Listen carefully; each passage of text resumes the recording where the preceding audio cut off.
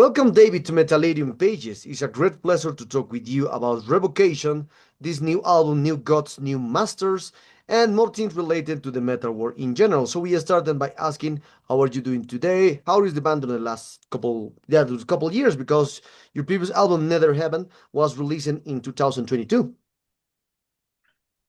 Yeah, been great, man. We've just been put on the gas, busy as always. Hmm. Okay.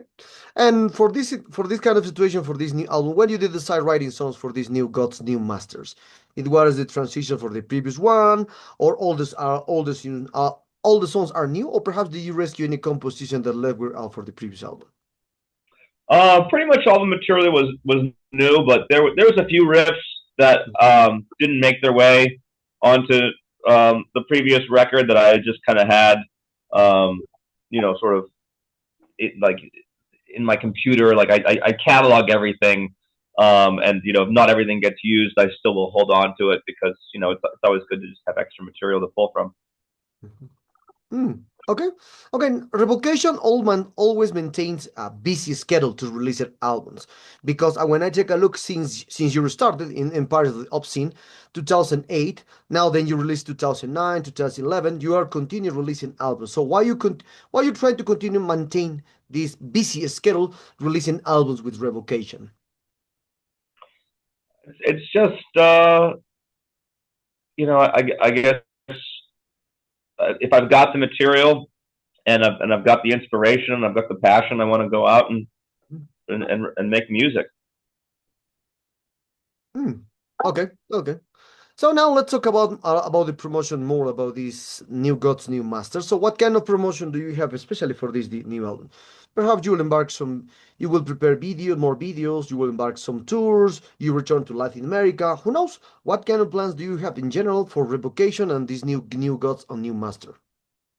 Sure. So as far as tours go, we've got a bunch of tours lined up already. We're going out and doing a full U.S. and Canadian tour.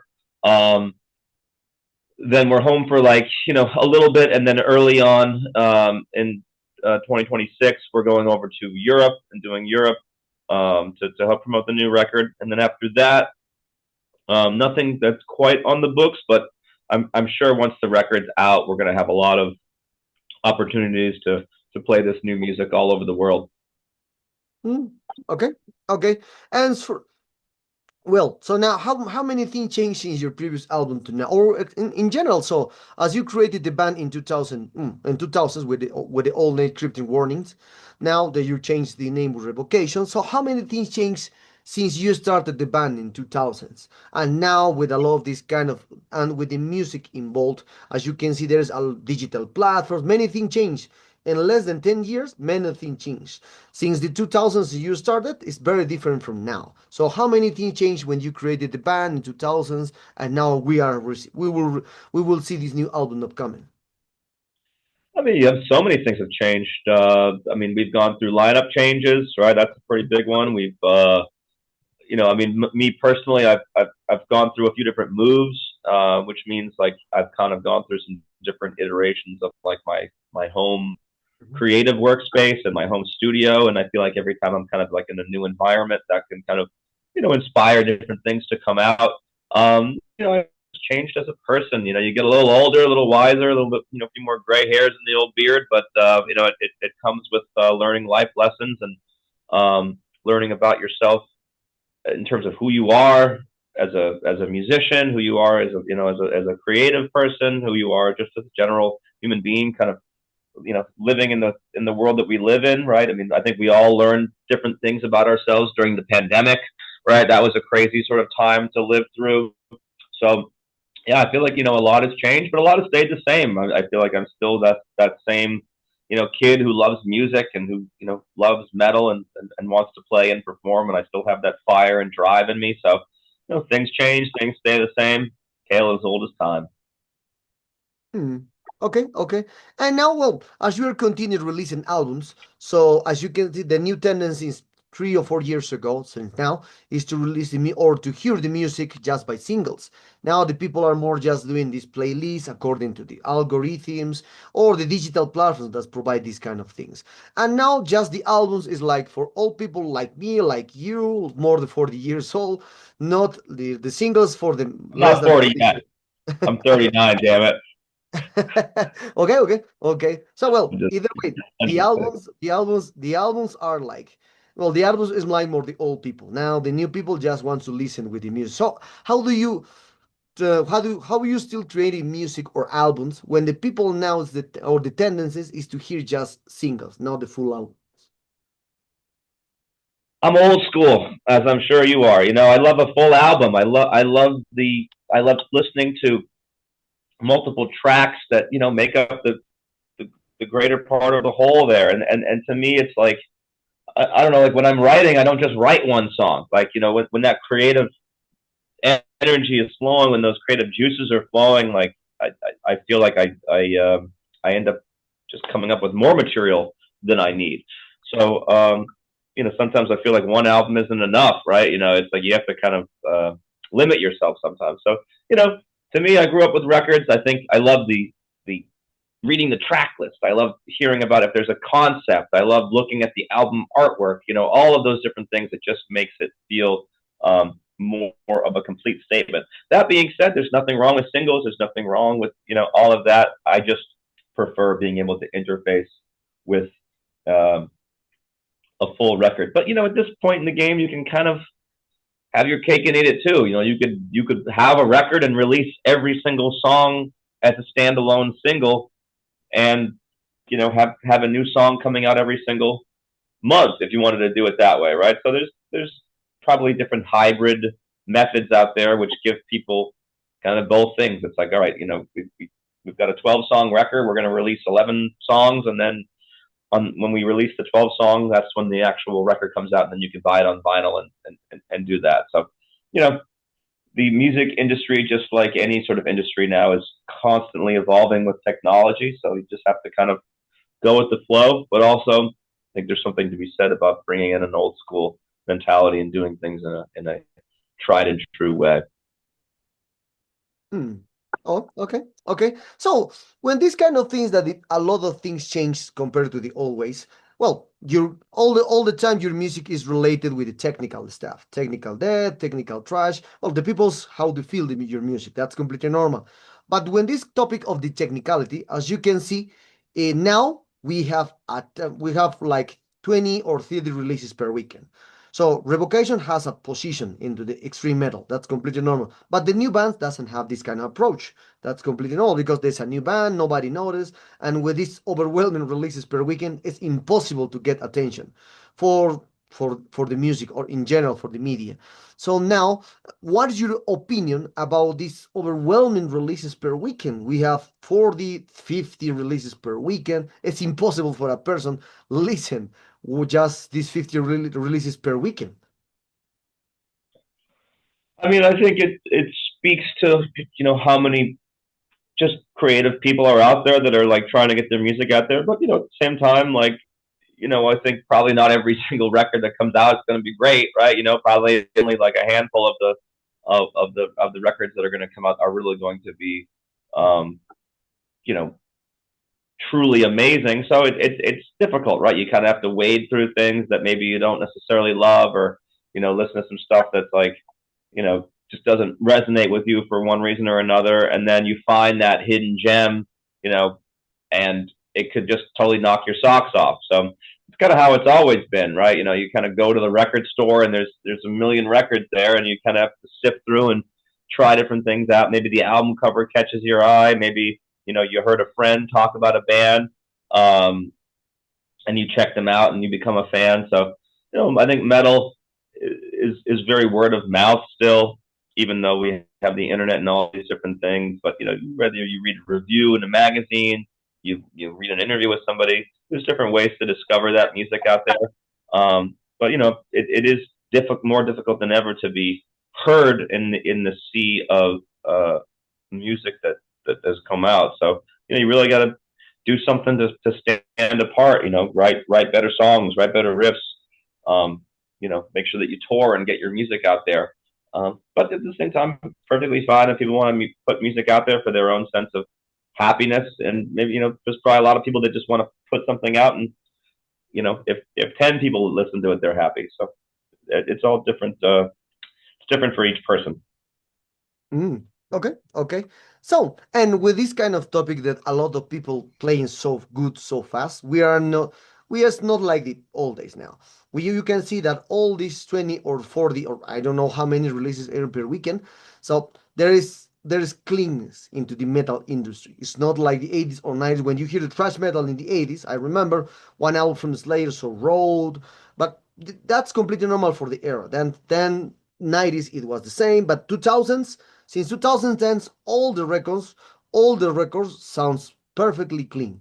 A lot of technicality music, a lot of technical people, a lot of technical music. And what's your opinion about this this not the tendency, the new way to record music into the metal industry? No bad records now. All records sounds great, sounds amazing, no errors in studio, everything's perfect in studio. I mean, again, I think it speaks to how far the technology has come, right? I mean, you could get a laptop and a interface and a guitar and start making music. So, the technology has certainly come a long way. You don't necessarily need to be in a $1 million studio to make a great record, and I think that's great. It sort of has democratized Mhm. making music.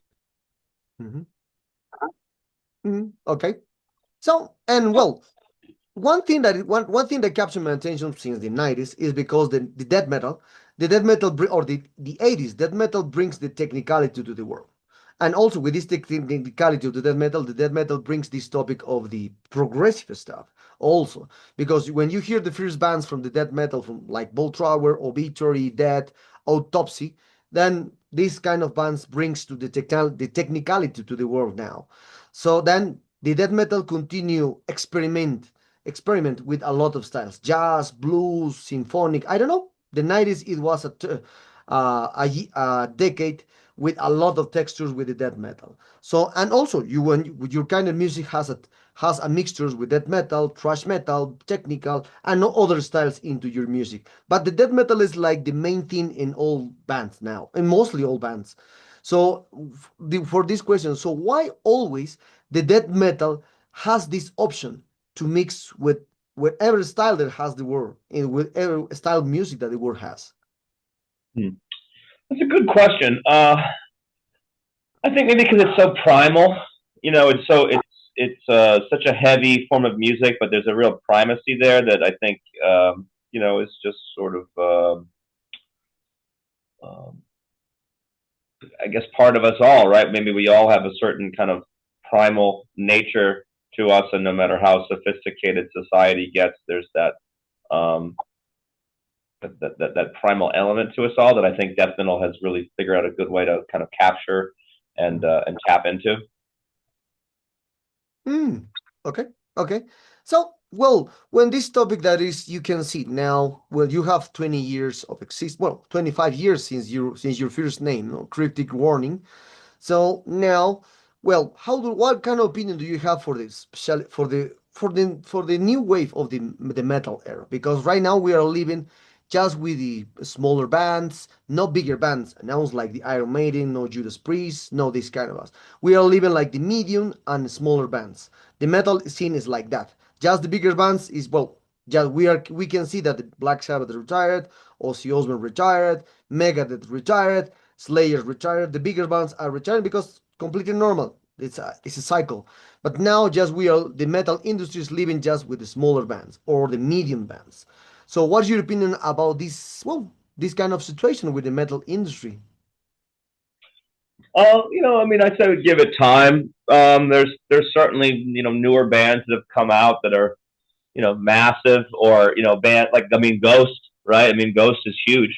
Mm-hmm. They're I mean, to me, they're like kind of like a modern day iteration of like an Iron Maiden or Judas Priest, something that has a theatrical Mm-hmm. component to it, but is heavy and has a wide crossover appeal. So I think there's Slipknot, right? I mean, that massive band. They can headline festivals, and they have that theatrical component to it, the visual element, along with the Mm-hmm. music. So um, there's certainly bands out there that are doing it. I mean, even bands like Cannibal Corpse, right? I mean, they just have kind of grown and grown and grown every year. I mean, you know, they're not selling out like, you know, stadiums, but like, you know, they can do like, you know, pretty big rooms, and they're like filled every single night.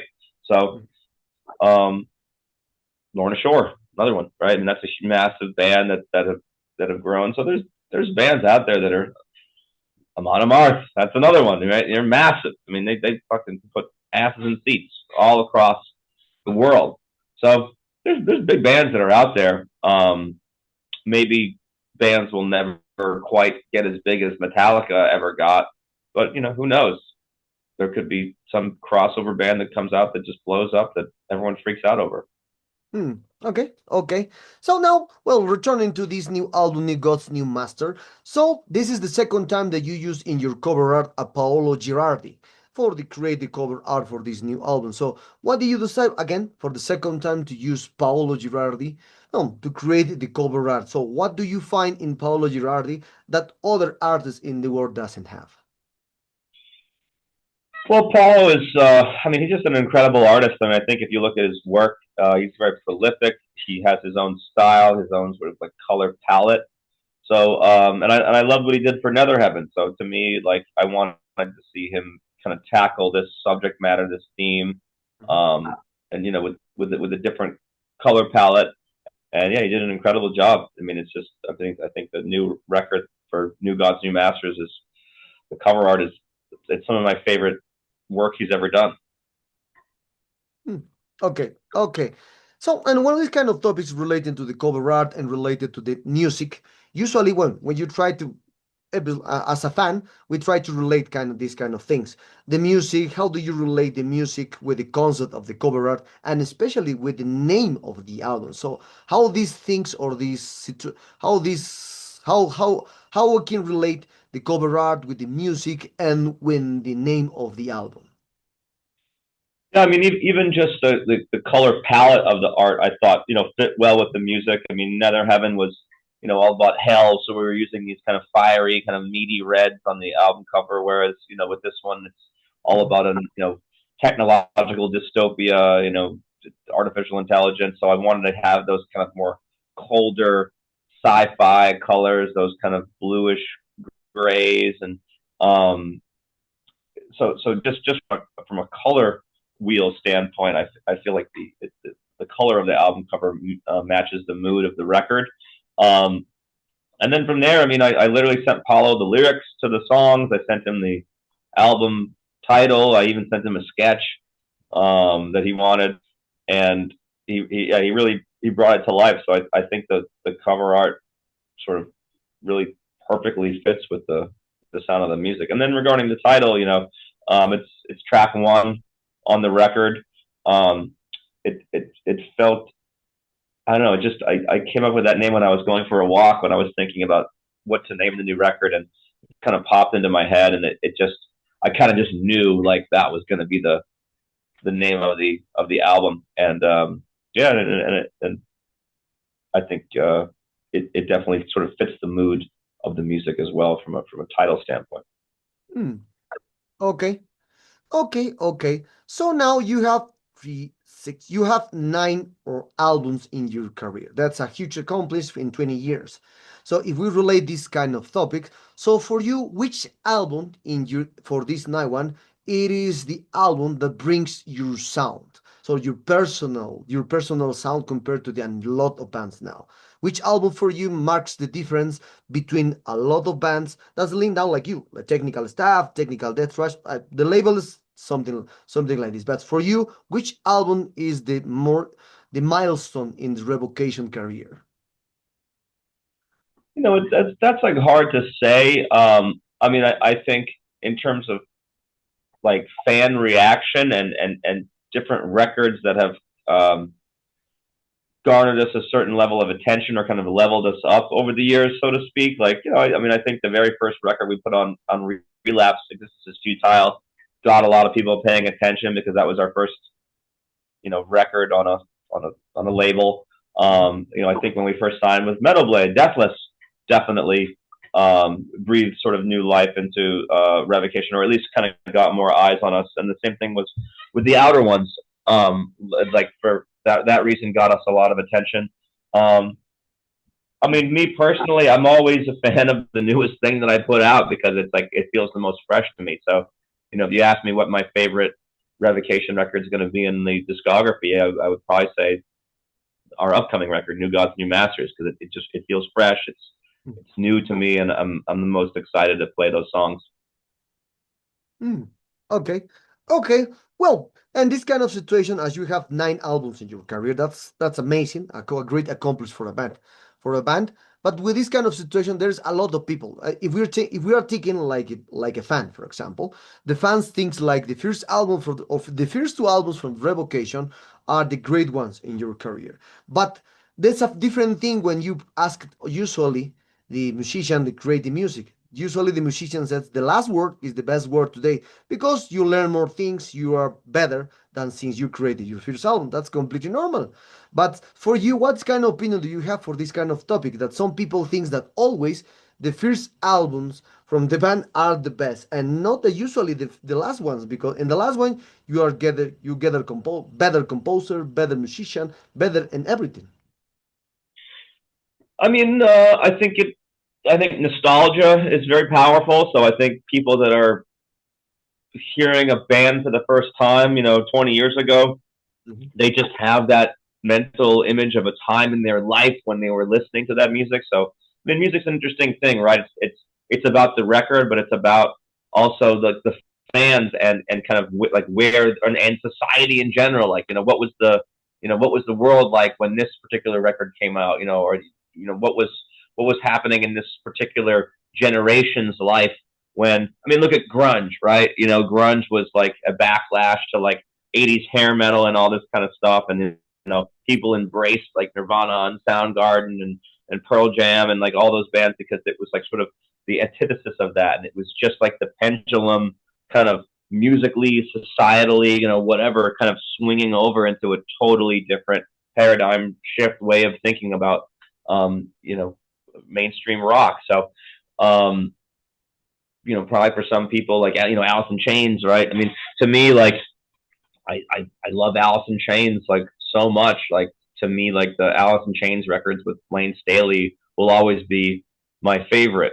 The new stuff's like really great too, but it just struck a chord with me and brought me back to like a kind of specific time, like in my life when I was first like listening to those records that really um, moved me on like a really deep level. And sometimes bands just capture lightning in a bottle earlier in their career for whatever reason. They're younger, they're hungrier, they care less about what other people think. Who knows? But there's plenty of bands, they just get better and better with age. So it really just depends. It's I don't really have an opinion on it one way or another, although I do think it's maybe kind of Mhm. fascinating. It's a sort of a phenomenon that happens. But do I care? If someone thinks our very first record, Empire they've seen, is our best album versus the newest one, like I would disagree. But if that's their favorite, that's their favorite. More power to them, as long as they're listening. Okay.